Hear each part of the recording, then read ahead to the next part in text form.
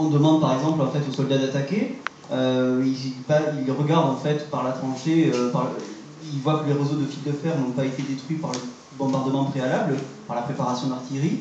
Attaquer, ça signifie se heurter aux mitrailleuses allemandes et donc risquer en fait la blessure ou la mort. Donc en fait, ils vont soit mettre en œuvre des stratégies d'évitement, c'est-à-dire éviter,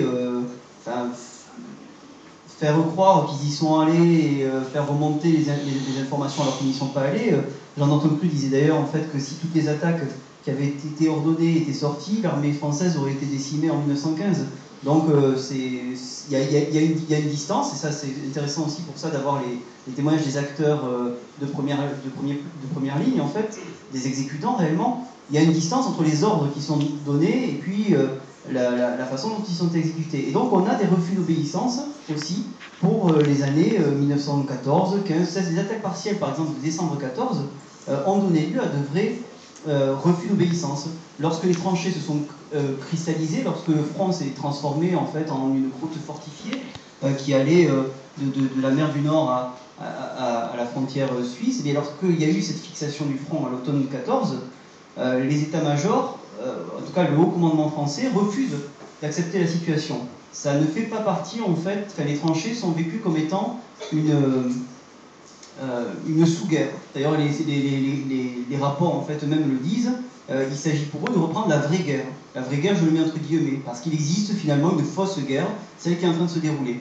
Et donc, ils commandent des attaques partielles, qu'ils appellent partielles, Joffre appelle ça le grignotage, qui consiste en fait à harceler l'ennemi et à prendre telle ou telle ligne. Le problème, en fait, c'est que chacune de ces attaques, souvent mal préparées, se solde par des hécatombes importantes. Et d'ailleurs, lorsqu'on regarde les soldats, en fait, à la fin, vous avez des annexes qui montrent aussi les statistiques, et notamment les statistiques des morts par année.